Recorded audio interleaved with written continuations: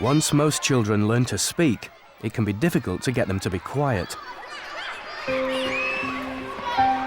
But for an unfortunate few, just trying to say a single word in public can be a terrifying ordeal.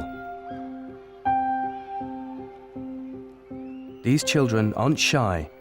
They suffer from a rare and bizarre anxiety disorder called selective mutism. Rob, are you stuck? Left untreated, they can grow up to become isolated adults. We follow 2 children over the course of a year to see if their parents can find a solution which will free them from their silent world.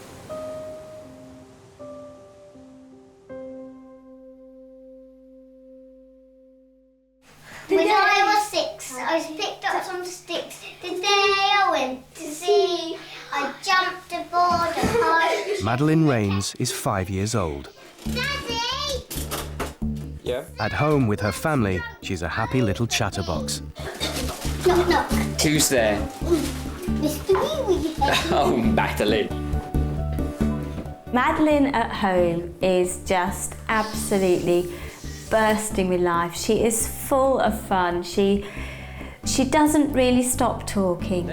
She's got something to say on anything and everything. She just is just so full of life, and it is so frustrating that people don't see that Madeline. Away from home, hardly anyone ever hears Madeline's voice. What school do you go to? How do they feel there, Madeline? Good? Do you want to come and have a look at me in the mirror? Would you like a lolly afterwards? What's your favourite colour? So you're at school yet? Madeline suffers from a rare condition called selective mutism. Can you talk? Can you talk to Mummy and Daddy? Is it you don't want to talk? It's selective because although she can be very talkative, in front of strangers she becomes so anxious that she can't say anything.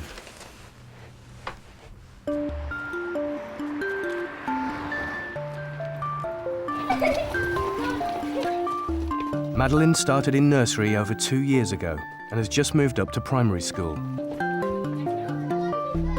None of the teachers or pupils have ever heard her voice. It's like a cannonball fish bag. Good morning, Tabitha. Good morning, Miss Marsh. Good morning, Jake. Good morning, Mrs. Marsh. Good morning, Katie. Good morning, Mrs. Marsh. Good morning, Thomas. Good morning, Mrs. Marsh. And good morning, Madeline. Where are you? There you are. We say Titch held the nails. 27 years full-time teaching, I haven't met a child like Madeline. She is frightened to talk. I haven't seen her looking as if she's going to talk either. It's as if she has closed her lips and they are glued together. Was it Jess? No, it wasn't Jess. Was it? Tom?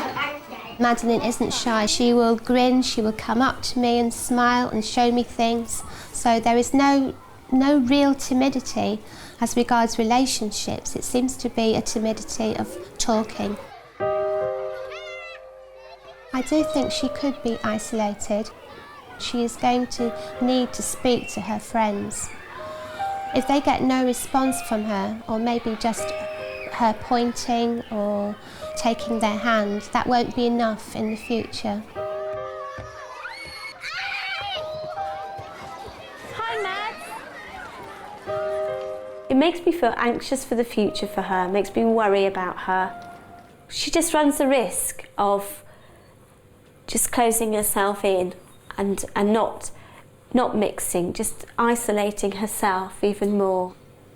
You know, not have friends, not go to university, not have a job where she needs to interact with people. If I look that far ahead, I feel I see an unhappy person, and so I feel sad to see Yeah, I'd see an unhappy person if I look that far ahead.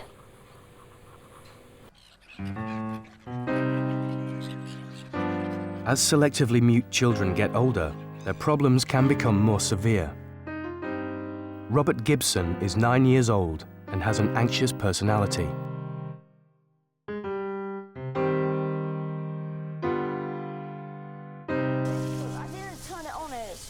But unlike Madeline, Robert is able to talk in front of the camera. Yep. And then I went on James's new game. In his case, the overwhelming fear of speaking is specifically related to school.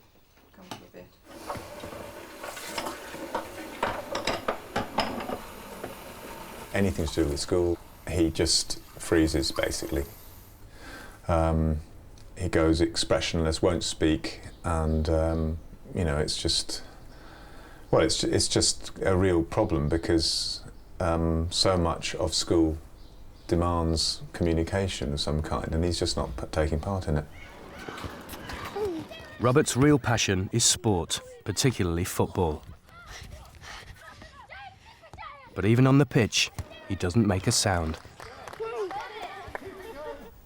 Because we're not associated with school, Robert is able to speak to us. But as soon as he starts to talk about his problem, he becomes anxious. It's fun. I don't feel sad or anything. Is it difficult talking about it? Yeah, but Why do you think that? Because it's makes you feel uncomfortable. And why do you feel uncomfortable about talking about it? it's because I don't usually like talking. Robert's mum is aware that very few people understand selective mutism. The way people see him is that he's just very stubborn and he doesn't want to cooperate, and it's controlling his behaviour. But I don't think that is the case, really. I think he's not in control of his own behaviour. I think his anxiety is controlling him. Every morning as we get closer to school, his body language changes completely. He goes silent in the car. And as soon as we get out of the car, you can just see his little body tensing up and freezing up.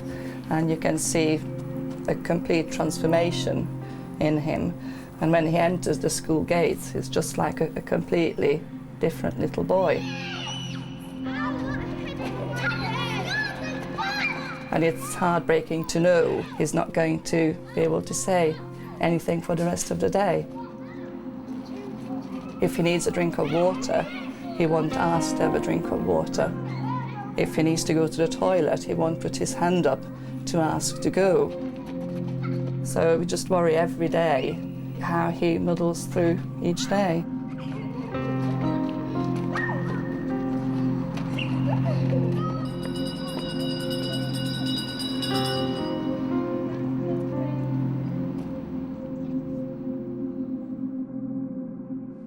Hannah packed lunch? Ebony packed lunch? Robert's silence presents a real challenge for his teacher. Rob, school dinner? He will not talk to me. He never has uttered anything.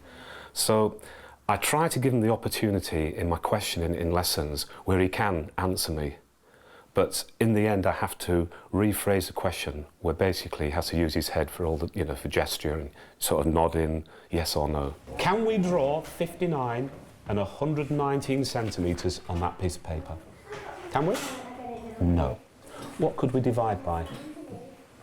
Write it down there, what you think we can make this to a scale. To help Robert communicate in class, his teacher has given him a whiteboard. I'm not all that keen in some ways using the whiteboard because there seems to be that pause and the whole of the class are sort of waiting. Is Rob going to write the answer down? Where do you think they've gone, Rob? Any idea? Write down where you think they might be. Where might they be? you wait and there's a silence as you hear the pen going across the whiteboard, and it comes up and it's silence again. And then the children obviously will indicate themselves, you know, sort of nodding, oh yes, he's got the right answer. Has he got it? Let's have a look. Exactly.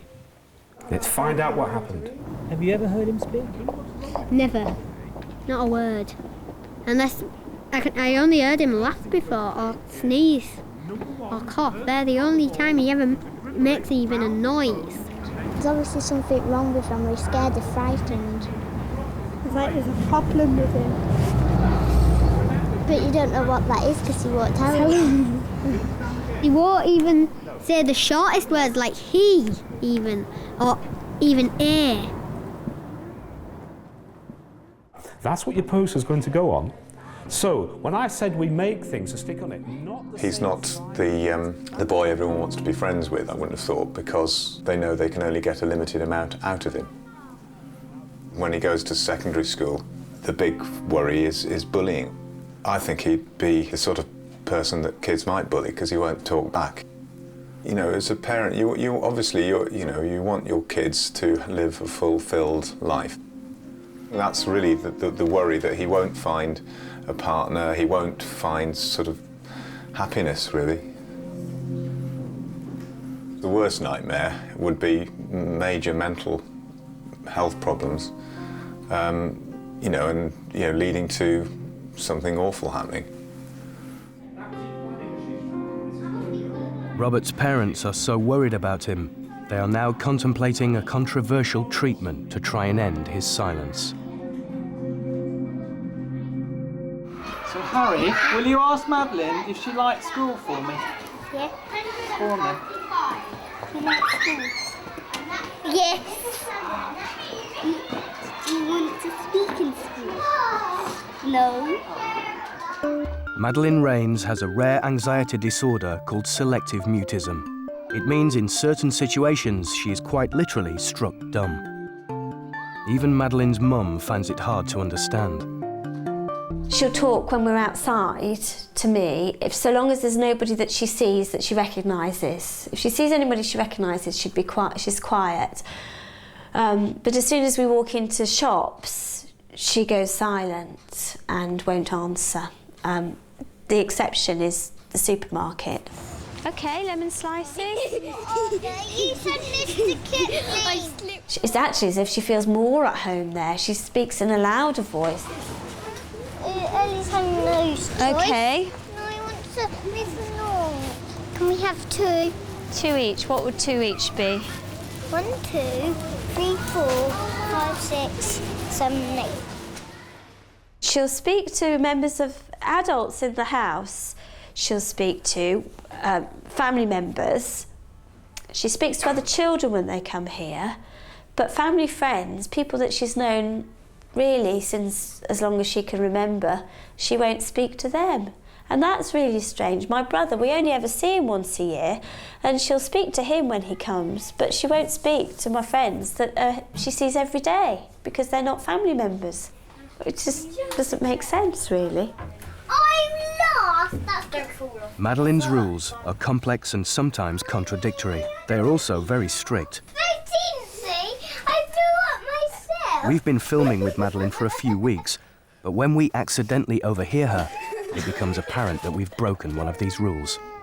I'm sorry. I'm sorry. You didn't know we were there. And we get a glimpse of just how distressed she can become when her code of silence is breached. All right, sweetheart, give me a kiss. All right? Come on.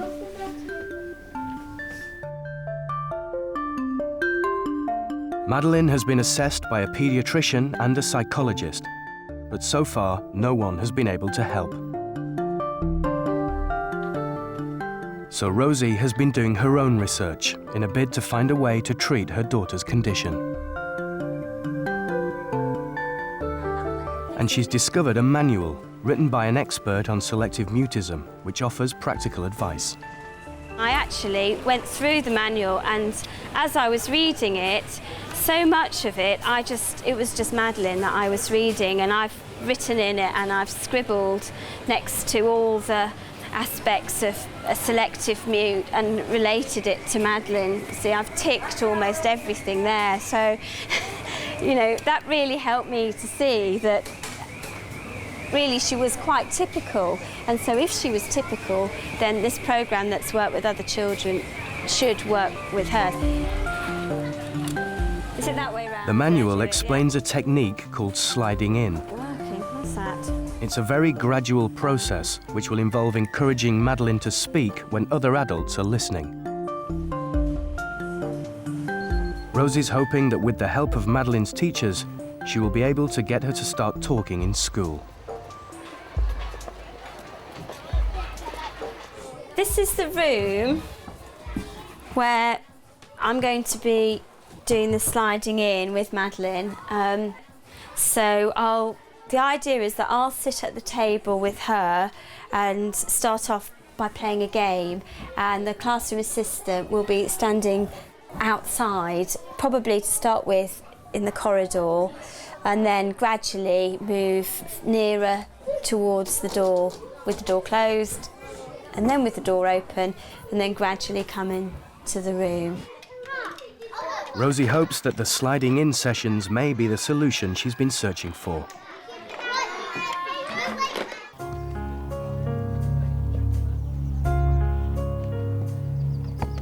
Like Madeline, Robert has his own strange set of rules. He won't talk to any of his classmates either in school or outside. The one exception is a boy from school called Samuel.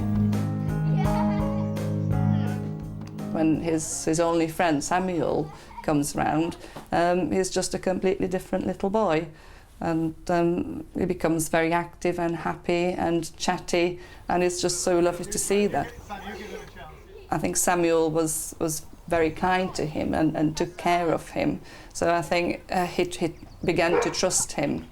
And although he doesn't speak to him at school, we invited Samuel around, and eventually he didn't speak to him to begin with, but then at the end, when we got in the car, he just decided to say something, and Samuel just couldn't believe it. He couldn't believe what he heard. He just said, "He spoke. Did you hear him? Did you hear him? He spoke." I did. I was just like... At home, the two friends can chat normally. No, but it's because everyone was shouting. But back at school, even Samuel can't persuade Robert to speak.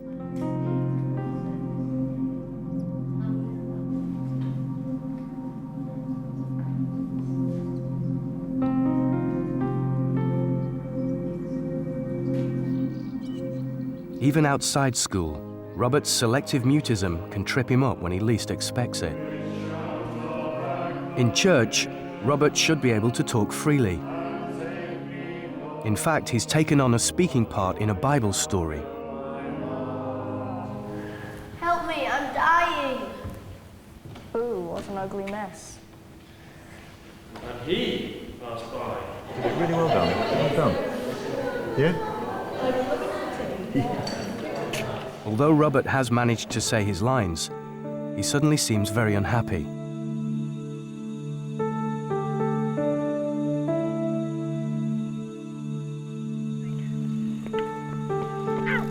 Later on, he explains that he spotted someone he associates with school. According to the rules of his selective mutism, they shouldn't have heard his voice. When I actually said the line, and as soon as I walked past, I saw him, I recognised him, so I just went completely silent, hoping he wouldn't recognise me. I didn't expect he would be there, because I think that was the first time he's ever been there. Was it a bit of a shock for you? It was like if someone like sneaks up on you and then starts shouting, and you know when they were there, you get a fright. It was like that.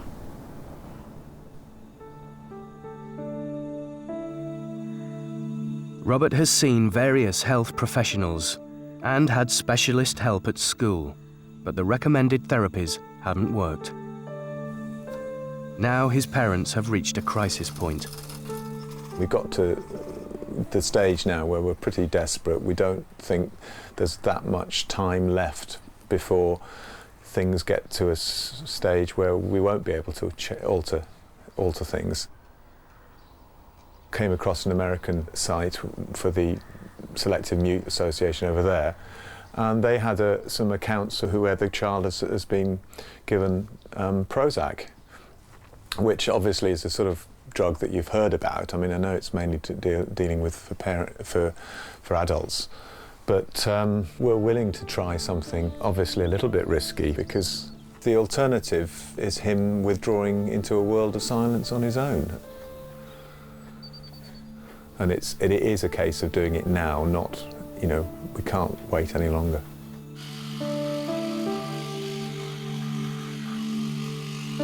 I am aware of the fact that Prozac is not generally prescribed to children, but is not being able to be a proper little boy and do things that other little boys do. So I'm quite willing to try anything that will help him overcome his anxiety. Okay, you go. Come on. I just feel if we don't try, then we won't know.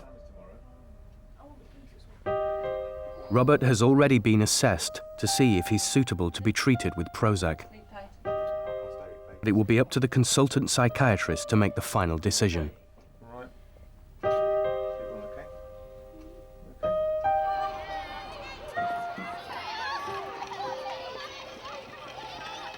Today, Madeline's mum is starting the sliding in sessions. The aim is to build up Madeline's confidence so that eventually she can talk in front of another adult. Explain to Mrs. Petley what we're going to do. This one is what we're going to do today, Mummy and Madeline talking, but Mrs. Petley's going to walk out of the room and stand down the corridor. Now, would you like to come and show Mrs. Petley where you would feel comfortable with her standing outside?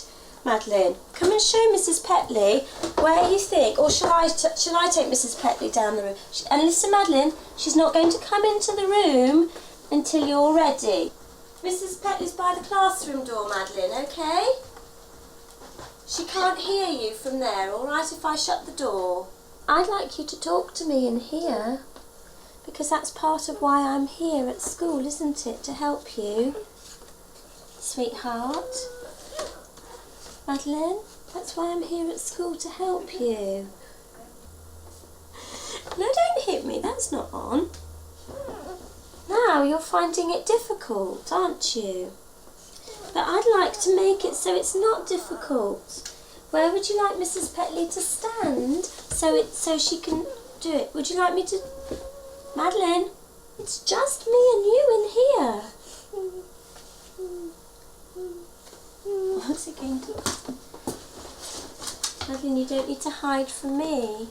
I knew exactly what I was going to say and what I thought Madeline was going to say back to me. And when it didn't happen, I was stuck. To know... It was like it was a dead end. It's like we'd hit another brick wall. Comfortable for you to talk, Madeline. And I just felt... But I've gone through everything. You know, it's not supposed to be happening like this. And it's a shame. Over the next month, Rosie does everything she can think of to encourage Madeline to cooperate. And that's why we're doing it. So please, can we start off talking? Play the number game, because that's a good game, isn't it? 1. But the sessions just go from bad to worse. And for Rosie, the strain is beginning to show. I've put in so much effort to try and sort out what's causing this problem. You know, why is she just persisting in not speaking? Why is it carrying on? Why does everything we try... I mean, we do make some progress, but it does seems to be so slow, really. And it's not Madeline choosing not to speak and choosing not to be difficult, because, I mean, she can be stroppy, she can be all these things. And I don't want that to get in the way of people seeing that actually it isn't her choice, she's stuck. And I don't know what to do.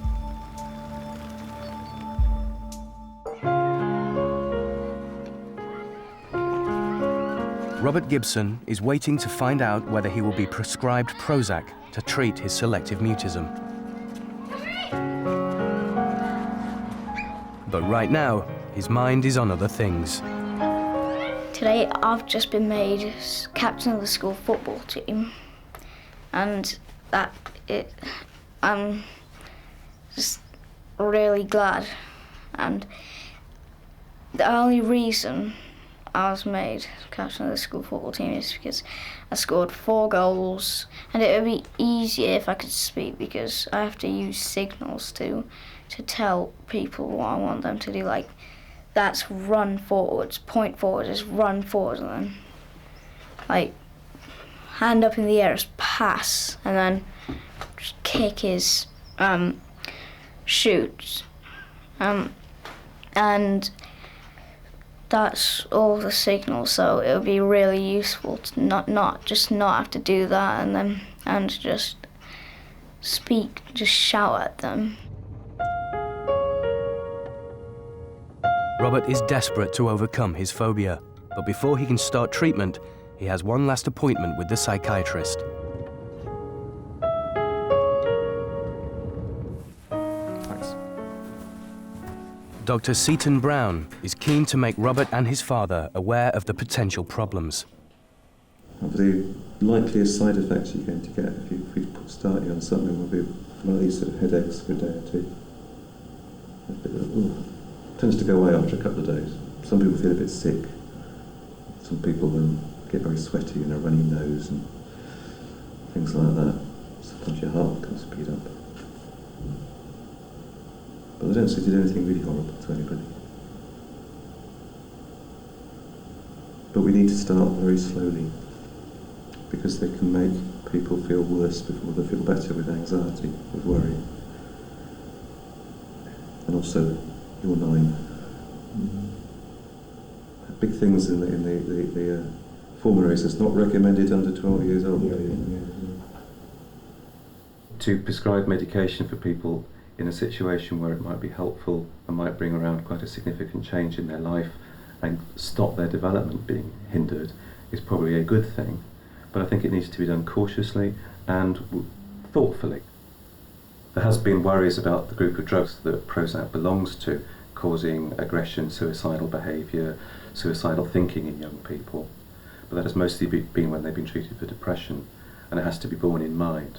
But so far, Prozac seems to be relatively safe. The biggest problem is it might do nothing.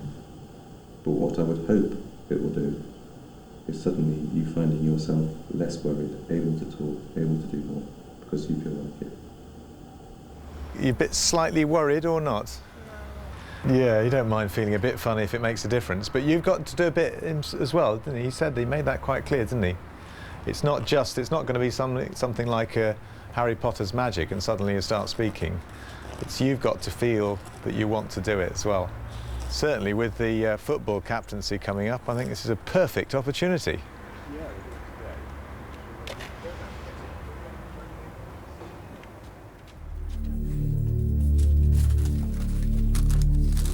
Robert will be on Prozac for 9 months. That's great. Thank you very much indeed. Thanks a lot. Bye-bye. Robert isn't depressed. His problem is to do with anxiety. And by reducing it, the drug may be able to release him from his crippling phobia. Well, we don't measure that because we've got to use that to suck it up. Right.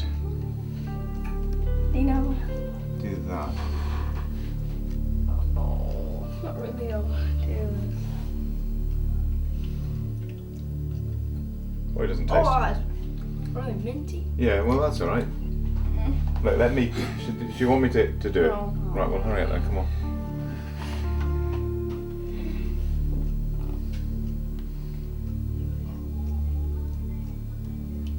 That's it. Well done. Okay, now. Okay. All right, that's brilliant. Well done. Put it down. Well done. Oh, that is Right, so well, disgusting. it's better work then, doesn't it, now? If you find it like that, you've got a few more days of that to go. Oh.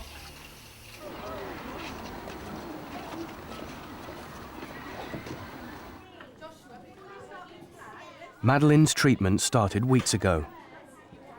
But the sliding in process isn't working, and she remains trapped in her silent world. So Madeline, who is this? Is this Daddy or Mummy? Is this Daddy? This your Daddy? And he's wearing a t-shirt, isn't he, I think? He's got long legs, your Daddy, hasn't he? That's good for riding a bike. In an attempt to break the deadlock, Madeline's mum is contacting Maggie Johnson, the speech therapist who wrote the manual. She's hoping Maggie will be able to give her some answers.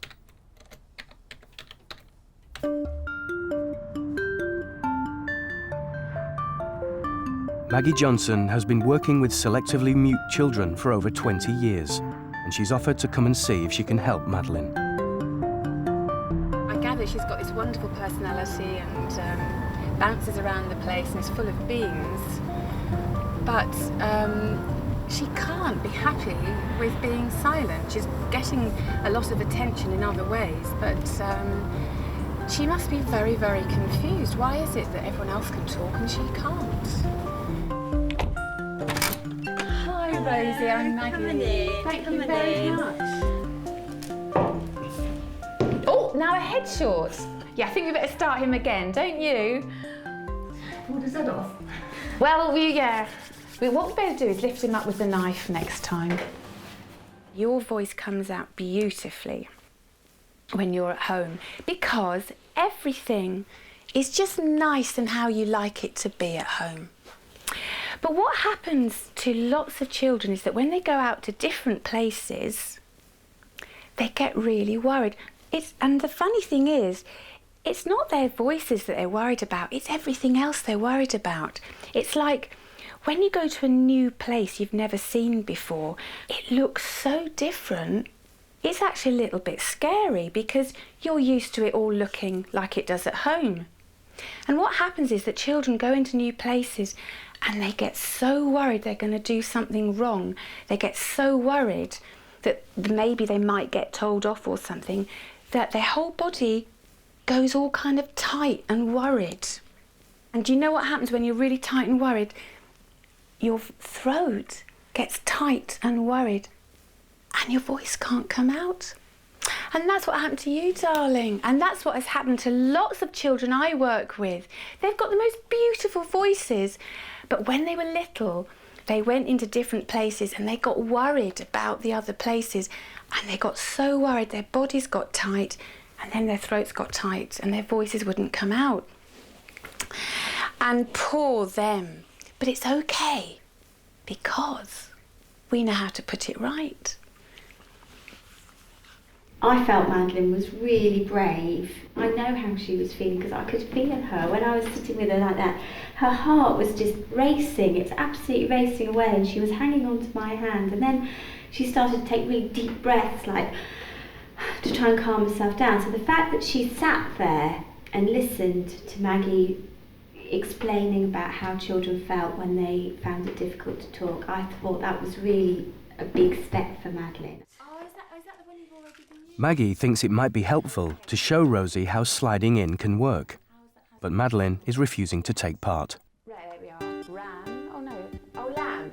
Maggie decides to go ahead anyway, with Madeline's sister as a stand-in. Oh, aren't you a lucky girl? Okay. Well, should I call you Ellie or should I call you Madeline? Ellie. All right. Okay.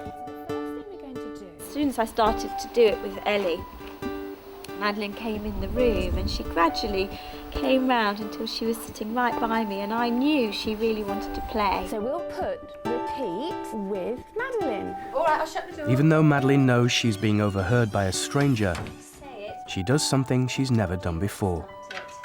Right, you have to say the word. 1, okay, you're girly. She speaks out loud. 2, 3. I didn't hear that one, Madeline. 4. How did you get on?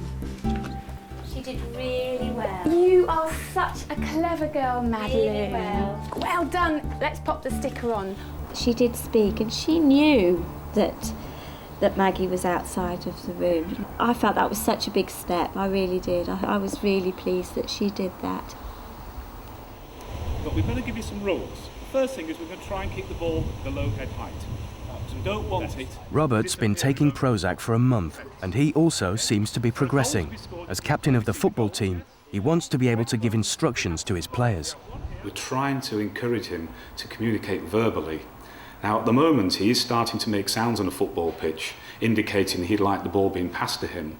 But we have talked about the fact that he needs to be choosing the positions for the children to play in. And so we're some way of getting him in a situation where he has to organise this. I think if he can get himself lost in the football and it goes well, so I mean obviously if he can score a goal, I'm hoping that he can say something.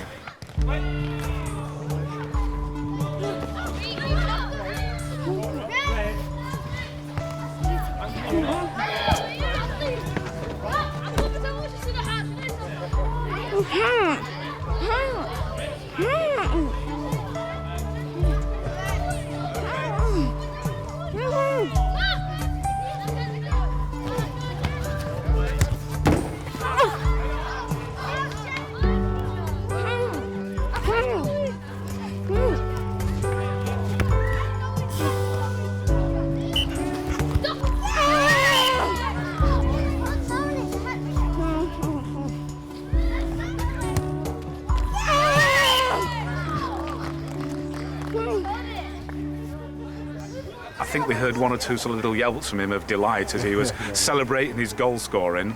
But no, I think it's been a good experience for him, and hopefully we can take it on from here and we'll see what happens. Robert's scored 4 goals, and although he hasn't said a word, he has managed to make noises on the pitch for the first time.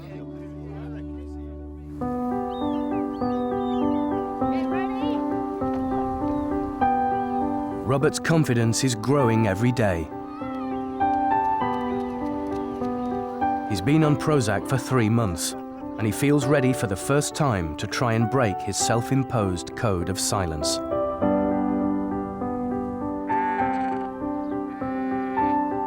He's invited 5 boys from school to play football with him, and he's determined to talk to them.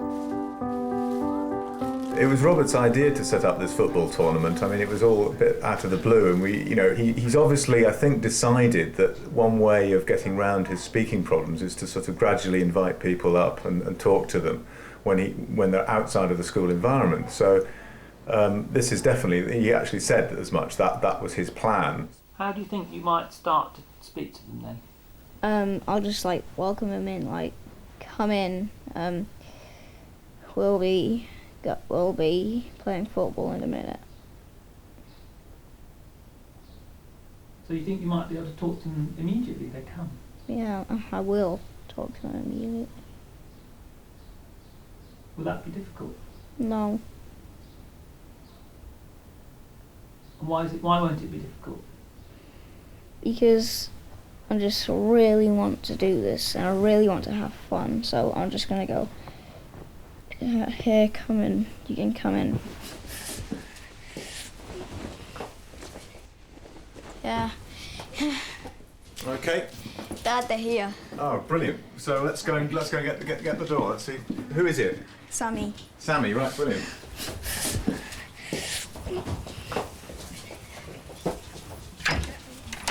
Come in. No. No. Oh, that's perfect. So have you spoken to that boy before? Who? Sammy. No.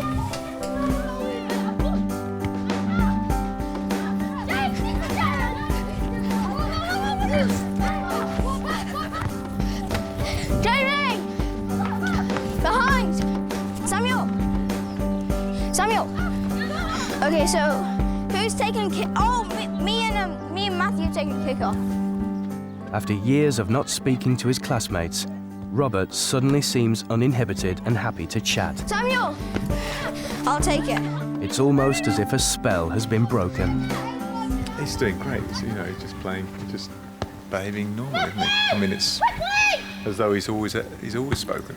I mean, that's the weird thing. So I'll just give it here.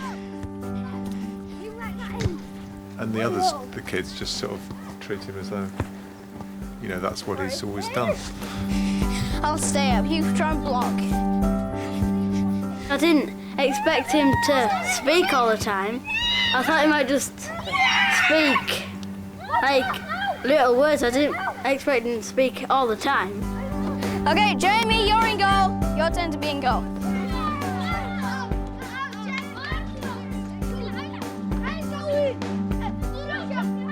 Who's the best goalie? Jamie. And who shouted the most? Me. He talks too much. Oi. It was really good. I just felt like a wave of happiness, like, drown me. So I could finally speak to them. I wanted to speak to them ever since I met them, but I couldn't. And now that I've done it, I just feel really, really happy.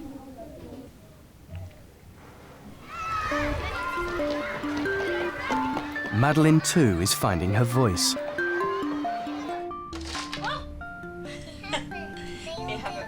It all didn't fall off. I've got Ted Glenn.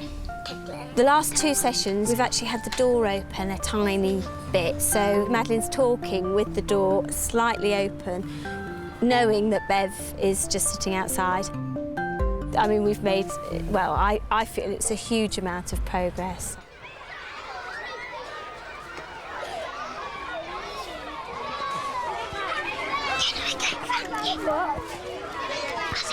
And Madeline's progress isn't just confined to the sliding in sessions. Madeline's beginning to come out of her shell more and more. And she is talking to children in front of adults, which is a real change. But very quietly, but the volume is sneaking up gradually. Now press. No. That was going to be that. Now it's going to do it. Oh, yeah, that's... Oh, I did that bit. Dan, you see it. Not now. She will now read in front, with another child, in front of me. And I think she may know that I can hear her reading. And also, I will ask her a question about the story. She will then give her answer to the other child. I can hear it, but the other child will pretend that I can't, and the other child will tell me what her reply was. Abracadabra. I can't say. What did you say? Can you say it? I can't say it either. Is it acrobat? Acrobat. Is it acrobat? Oh, no, I can't say it. I can't. Did you say it properly? Yes. Oh, well, that's better than I am then. Say it to Jake again, see if she can get it right twice. No. Did she do it? Just one slight. Just one slight hiccup. Well, that's very good. Carry on then. Said Mr. Marble. Said Mr. Marble.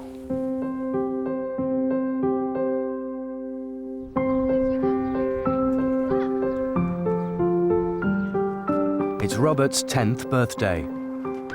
And after 6 months on Prozac, his mum feels they have something to truly celebrate. This is going to be his first real birthday party because, well, up till now, every year, he wouldn't speak at his party, so he just felt miserable. You know, if anyone had said to me a year ago that on his 10th birthday, he'll be sort of charging around with the boys like this and shouting and sort of being happy, well, I just wouldn't have believed it. He's become very, very sociable. He doesn't want to be on his own anymore. He's just a completely different little boy. Yes. It gives me hope that that we've just seen the beginning of a process of change, and that he will be able to overcome his problems.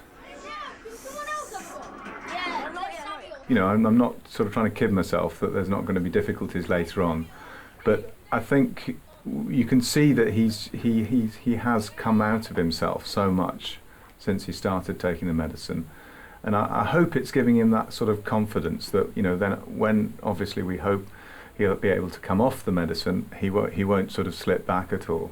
I'm just gonna go and bowl it, see what it's like. I didn't used to feel normal, but now I do. I think I feel a bit less lonely. So I used to only have like one friend, but now I've got loads, so feel popular.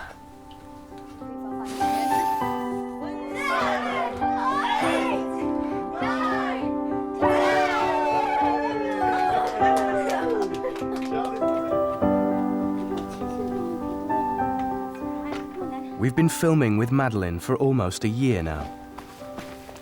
She's decided it's finally time for us to meet her guinea pig. And we're given a surprise we never expected. What does he like to eat? Hey, what does he eat in the garden? He runs around. What does he eat? Carrot. He eats carrot.